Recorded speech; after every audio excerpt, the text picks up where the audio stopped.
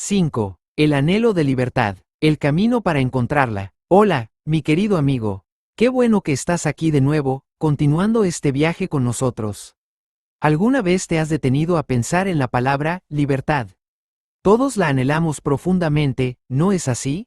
Soñamos con la libertad de ser nosotros mismos, de perseguir nuestros sueños sin que nada nos detenga, de vivir con un corazón ligero y sin cargas pesadas. Es un deseo que Dios mismo puso en cada uno de nosotros, un anhelo universal que nos conecta a todos. Pero, y esta es una pregunta importante, ¿qué pasa si algunas de las cadenas más pesadas que llevamos no se pueden ver? No son cadenas de metal ni muros de piedra. Son cadenas internas, emocionales. A veces, toman la forma de una tristeza tan profunda y pesada que parece aplastarnos. El mundo la llama depresión, y se siente como todo lo contrario a la libertad. Quizás has buscado soluciones en muchos lugares, y es probable que la mayoría de las conversaciones modernas sobre este tema no mencionen lo que vamos a explorar hoy. Vamos a sumergirnos en una perspectiva antigua pero increíblemente poderosa que nos enseña la Biblia. Nuestra misión en este capítulo es sencilla pero profunda. Queremos entender la intrincada relación que existe entre el pecado, la adoración de ídolos y la depresión. Y lo más crucial de todo, queremos descubrir el camino que la Biblia nos propone para encontrar la verdadera liberación y sanidad a través de la fe en Jesús y un paso valiente llamado confesión. Así que, siéntete cómodo. Vamos a desempacar estas grandes ideas juntos, de una manera sencilla. Veremos cómo esta sabiduría antigua puede arrojar una luz brillante sobre nuestras luchas modernas, ofreciéndonos un mapa poderoso para entender y alcanzar la verdadera libertad emocional que tanto anhelamos. El origen de nuestras cadenas. Una nueva mirada al pecado. Para empezar este viaje hacia la libertad, primero tenemos que entender qué es lo que nos encadena. La Biblia usa una palabra que a veces puede sonar un poco fuerte o pasada de moda, pecado. Pero te invito a que la miremos con ojos nuevos, porque la perspectiva que nos ofrecen las Escrituras es mucho más profunda de lo que imaginas. Cuando pensamos en pecado, a menudo nos viene a la mente una lista de cosas malas que no debemos hacer. Y aunque es cierto que hay acciones que nos dañan y dañan a otros, la Biblia nos enseña que el pecado es mucho más que una simple acción incorrecta y aislada. El pecado, en realidad, es ser infiel a nuestra relación con Dios y con los demás. No se trata solo de romper reglas. Es como dañar la amistad más importante que tenemos, la que es con Dios. Y cuando esa relación con Él se rompe, también se dañan nuestras otras relaciones, con la familia, los amigos y hasta con nosotros mismos. Esta ruptura inicial, esta separación, es lo que da comienzo a lo que podríamos llamar un ciclo destructivo en la vida de una persona.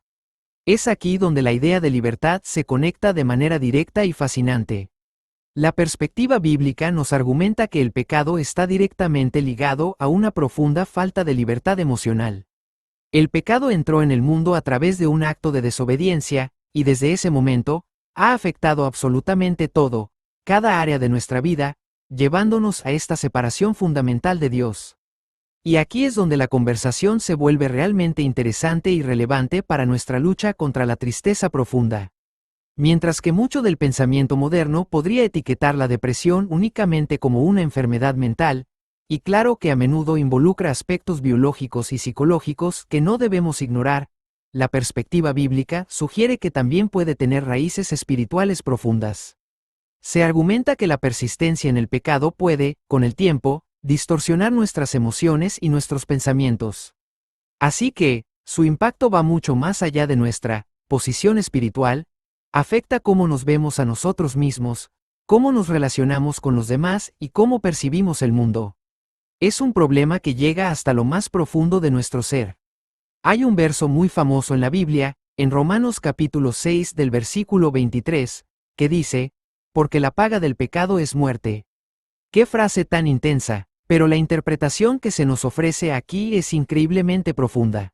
No se trata solo de una muerte física lejana o una separación eterna en el futuro. Se argumenta que también se refiere a una muerte emocional muy real y presente, una que experimentamos aquí y ahora, en esta vida. Es como si el pecado nos robara la vida en vida. Es una muerte de la alegría, de la vitalidad, de la paz verdadera y de la esperanza. Es una advertencia vívida sobre el costo inmediato del pecado en nuestra alma. Las formas de esclavitud, adicción e idolatría. Para que esto sea más concreto y no se quede en una idea abstracta, veamos dos formas principales en las que el pecado puede convertirse en una verdadera esclavitud, robándonos la libertad y hundiéndonos en la opresión emocional. 1. La esclavitud de la adicción, cuando algo más nos domina. Una de las formas más evidentes de esta esclavitud es la adicción. Ya sea una adicción a sustancias, como el alcohol o las drogas, o a comportamientos autodestructivos, como la pornografía, el juego o incluso una relación tóxica, la Biblia la presenta como una forma profunda de pecado que conduce directamente a la opresión emocional. La palabra opresión es fuerte, pero describe perfectamente lo que sucede. El apóstol Pablo, en su carta a los Corintios, nos da una clave para entender esto.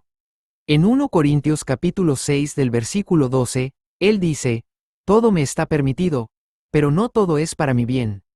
Todo me está permitido, pero no dejaré que nada me domine. Esa última frase es la clave de todo: no dejaré que nada me domine. ¡Qué declaración de libertad tan poderosa! Pablo nos enseña que cuando cedemos constantemente a algo, le estamos dando permiso para que nos gobierne. Se convierte en nuestro amo, y nosotros en sus esclavos. Literalmente, nos roba la libertad para vivir la vida plena y abundante para la que fuimos creados. Esta perspectiva enmarca la adicción de una manera diferente, ¿no crees? No es solo un mal hábito o una debilidad. Es una forma de ser dominado, de perder la libertad fundamental. Y esta pérdida de control, esta esclavitud, es un camino directo a la desesperanza, la vergüenza y una profunda depresión. 2. La esclavitud de la idolatría, la adoración de falsos dioses.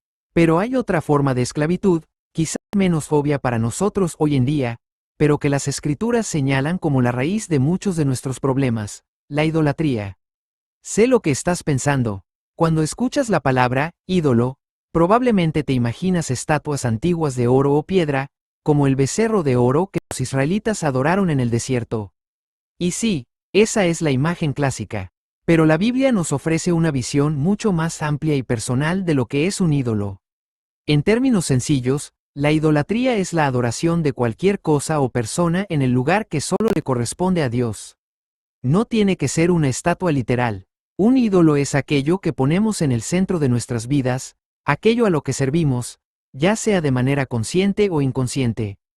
Puede ser cualquier cosa: el éxito profesional o la fama, el poder o la influencia sobre los demás, el dinero y las posesiones materiales, la búsqueda desesperada de la aprobación de los demás. El material que estamos estudiando explica que cuando elevamos estas cosas externas, haciéndolas supremamente importantes en nuestra vida, desarrollamos una dependencia insaciable de ellas. Se convierten en un anhelo implacable que nunca se satisface. ¿Por qué? Porque estas cosas temporales y finitas son simplemente incapaces de llenar nuestras necesidades espirituales más profundas. Solo Dios puede hacer eso. Esto nos lleva directamente al primer y más importante de los 10 mandamientos.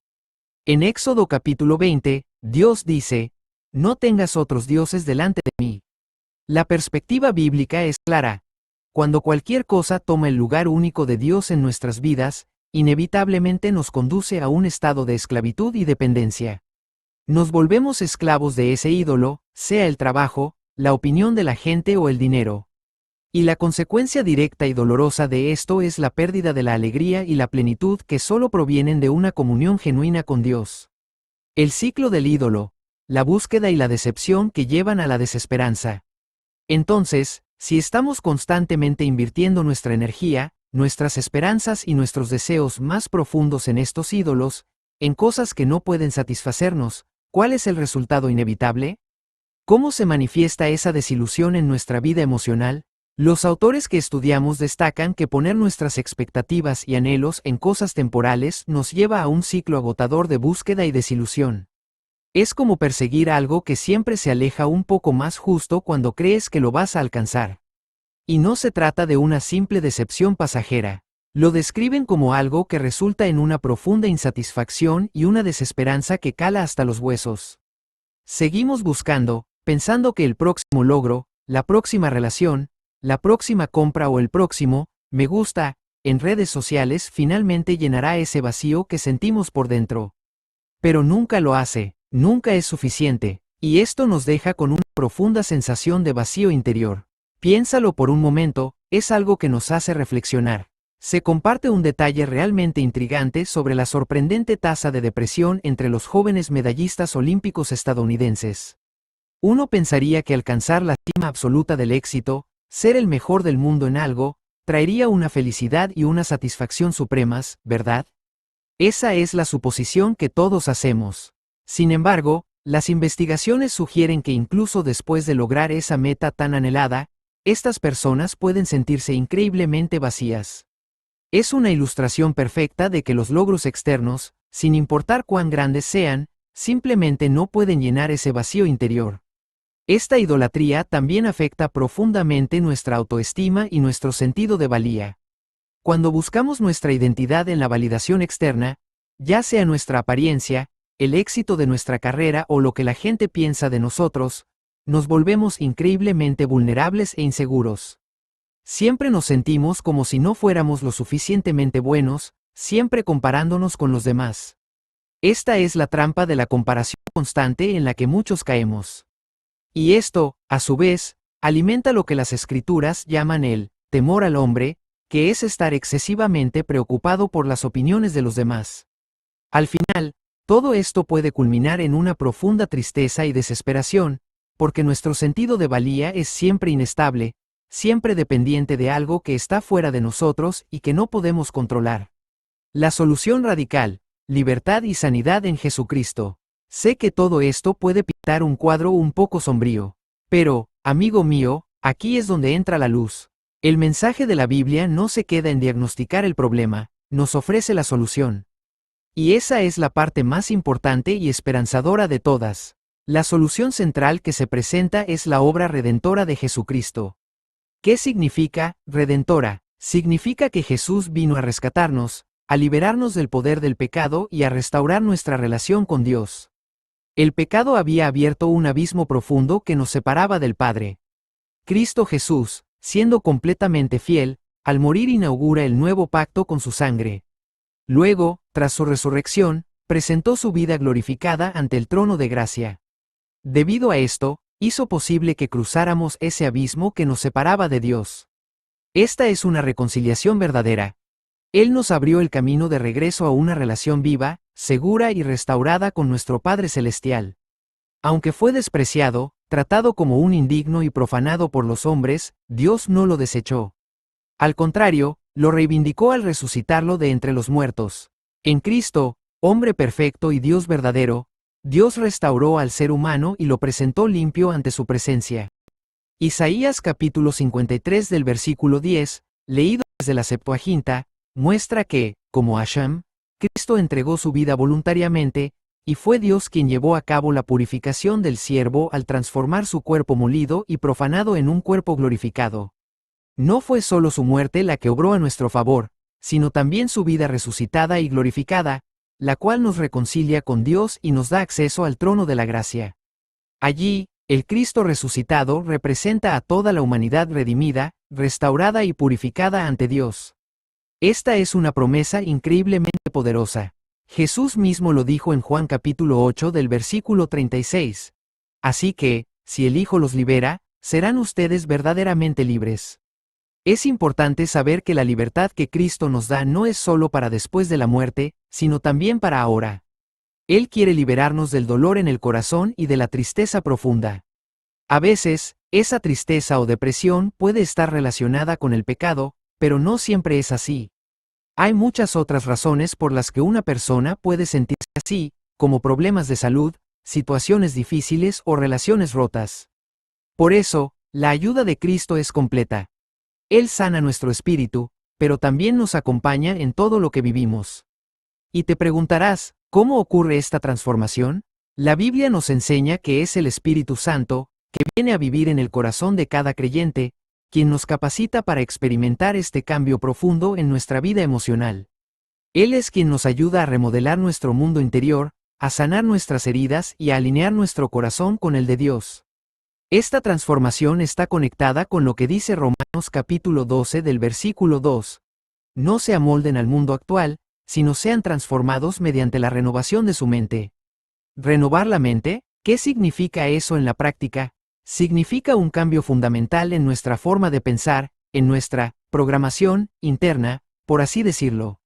Se trata de permitir que los principios y las verdades que encontramos en la palabra de Dios, la Biblia, comiencen a recablear activamente nuestros patrones de pensamiento. Se trata de desafiar las mentiras que hemos creído sobre nosotros mismos y sobre Dios, y reemplazarlas con la verdad. Este proceso es el que, en última instancia, nos libera y nos llena de una nueva esperanza. Ahora, es importante ser realistas. Esta libertad no se presenta como una cura instantánea o la ausencia total de luchas emocionales de ahora en adelante. Definitivamente no. Todavía vivimos en un mundo afectado por el pecado, y los desafíos y el dolor son parte de la vida. Todavía tropezaremos y todavía nos sentiremos heridos a veces. Pero la gran diferencia es que ya no estamos solos en la lucha. En medio de esas dificultades inevitables, las Escrituras nos ofrecen un ancla poderosa en el Salmo capítulo 46 del versículo 1, que declara: Dios es nuestro amparo y nuestra fortaleza, nuestra ayuda segura en momentos de angustia. Él está con nosotros en la lucha, ofreciéndonos consuelo, fuerza y dirección, incluso cuando el camino es muy difícil. Pasos prácticos hacia la libertad. El poder de la confesión. Muy bien, si esa es la esperanza, si ese es el destino, ¿cómo empezamos a caminar en esa dirección? ¿Cómo damos los primeros pasos prácticos hacia la sanidad y la libertad? Las Escrituras nos presentan la confesión como un primer paso vital y liberador. El apóstol Juan nos da una promesa increíble en 1 Juan capítulo 1 del versículo 9. Si confesamos nuestros pecados, Dios, que es fiel y justo, nos los perdonará y nos limpiará de toda maldad. La confesión es una respuesta de fe a la misericordia que Dios ya nos ha ofrecido en Cristo. No es una obra que gana el perdón, sino una expresión de nuestra disposición a recibir la restauración que Dios quiere darnos. Al confesar, abrimos nuestro corazón para ser limpiados y renovados por Él. Pero lo fascinante es que, según la Biblia, la confesión no es solo un asunto privado entre nosotros y Dios. Las Escrituras amplían su alcance para incluir también la confesión a aquellos a quienes hemos herido. Jesús mismo, en Mateo capítulo 5 del versículo 23 al 24, nos enseña que si vamos a presentar una ofrenda a Dios y recordamos que nuestro hermano tiene algo contra nosotros, debemos dejar nuestra ofrenda y ir primero a reconciliarnos con esa persona. Esto nos muestra lo mucho que a Dios le importa que arreglemos las cosas con la gente. La verdadera reconciliación a menudo implica reconocer nuestra parte en el daño que hemos causado y sacarlo a la luz con valentía y humildad. Y es aquí donde el vínculo con nuestro bienestar emocional, especialmente con la depresión, se vuelve muy claro. La depresión a menudo se alimenta de secretos, de vergüenza y de aislamiento. Cuando esos secretos se mantienen ocultos, pudriéndose en nuestro interior, nos convertimos, como dicen los autores, en prisioneros de la tristeza y la desesperación. La confesión, entonces, es el acto de traer esas cosas ocultas a la luz. Es el acto que rompe el poder de la vergüenza sobre nosotros. Pero esto plantea una pregunta difícil: ¿por qué confesar a otras personas? Suena aterrador y muy vulnerable, ¿verdad? Y lo es. Pero Santiago capítulo 5 del versículo 16 nos da una razón poderosa.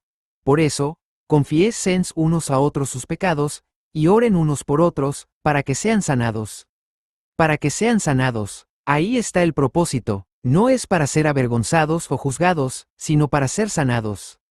Este versículo resalta el poder de la rendición de cuentas. En este contexto, rendir cuentas significa tener a alguien, o a un grupo de personas, que nos acompañen en nuestro viaje de sanidad y que, con amor, nos confronten cuando empecemos a desviarnos del camino.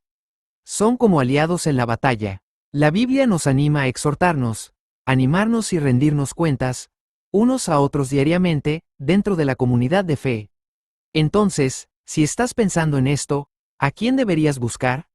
No puede ser a cualquiera, por supuesto. Se enfatiza fuertemente la importancia de buscar a personas sabias y de confianza. Podría ser un pastor o un líder espiritual que respetes, un consejero bíblico capacitado, o incluso un amigo maduro y de confianza que sea conocido por su sabiduría y muy importante, su discreción. El elemento crucial es encontrar un ambiente de amor, gracia y confidencialidad. Este paso tan vulnerable debe darse en un espacio seguro y de apoyo, donde no serás condenado, sino ayudado. A pesar de toda la dificultad y la vulnerabilidad que implica este proceso, las recompensas son inmensas. Entre los beneficios profundos se encuentran la liberación del peso del pecado, recibir y sentir verdaderamente el perdón de Dios, experimentar una genuina sanidad emocional y espiritual, ser fortalecido por la comunión y el apoyo de otros creyentes. Como puedes ver, no se trata solo de quitarse un peso de encima. Es un camino integral hacia una restauración real y profunda. Anclas de esperanza en medio de la tormenta. A medida que avanzamos en este camino, es vital recordar que Dios es el Dios de toda consolación.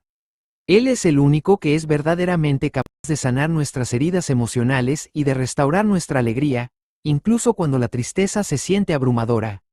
Esto se conecta de manera hermosa con una profecía del Antiguo Testamento, en Isaías capítulo 61, que habla sobre la venida del Mesías.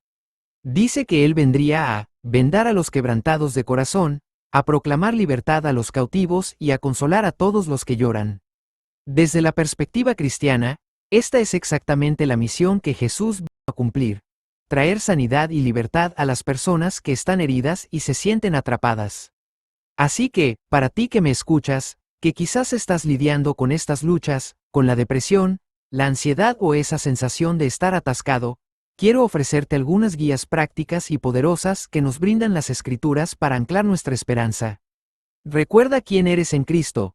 Cuando luches contra la depresión, es crucial que recuerdes tu verdadera identidad. La carta a los Efesios, capítulo 1, nos recuerda que, en Cristo, somos amados, perdonados, adoptados como hijos de Dios y tenemos un propósito eterno. Aferrarte a esta verdad es un escudo vital contra las mentiras que la depresión suele susurrarnos al oído. Aférrate a las promesas de Dios. En Filipenses capítulo 4 del versículo 6 al 7, se nos anima a no estar ansiosos, sino a llevar todas nuestras preocupaciones a Dios en oración. ¿Y cuál es la promesa? La promesa es que su paz, una paz que sobrepasa todo entendimiento, guardará nuestros corazones y nuestras mentes.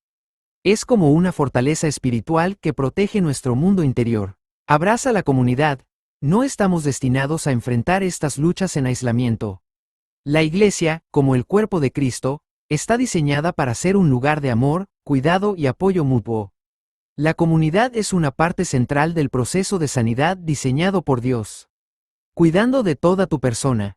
Finalmente, es importante mencionar que, aunque nuestro enfoque ha sido espiritual, la Biblia nos enseña a cuidar de toda nuestra persona, espíritu, alma y cuerpo. Un enfoque integral para el bienestar incluye tomar decisiones saludables en todas las áreas. Esto significa buscar consejo médico cuando sea apropiado. No se descarta en absoluto la ayuda profesional. Desarrollar hábitos saludables de autocuidado. Dormir lo suficiente, hacer ejercicio y alimentarse bien son formas de honrar el cuerpo que Dios nos dio. Cultivar la intimidad personal con Dios. Pasar tiempo en oración y leer la Biblia regularmente es fundamental para nutrir nuestra alma. Una decisión y una invitación a la libertad. Amigo, hemos recorrido un largo camino en este capítulo. Hemos explorado la profunda conexión entre el pecado, la idolatría y la depresión, y hemos visto el camino transformador que se nos ofrece a través de la fe en Cristo y la confesión. Todo esto nos lleva a una elección fundamental que todos enfrentamos. Podemos permanecer atrapados en el ciclo de buscar la plenitud en cosas fuera de Dios, persiguiendo ídolos que nunca nos satisfarán. O podemos encontrar la verdadera libertad y la alegría duradera que solo se encuentran en Él. El argumento central es que Cristo ofrece una satisfacción profunda y una sanidad que ningún ídolo terrenal, por muy atractivo que parezca, podrá jamás ofrecer. Así que, te dejo con una última reflexión para que la medites en tu corazón. Si la libertad de las cargas emocionales y de ese peso interior es algo que todos deseamos tan profundamente, ¿cómo podría el acto de identificar y luego rendir los ídolos en tu propia vida, sean los que sean, ser el paso más contracultural, y a la vez el más profundamente liberador que podrías dar? Es algo en lo que vale la pena pensar. El camino hacia la verdadera libertad te está esperando.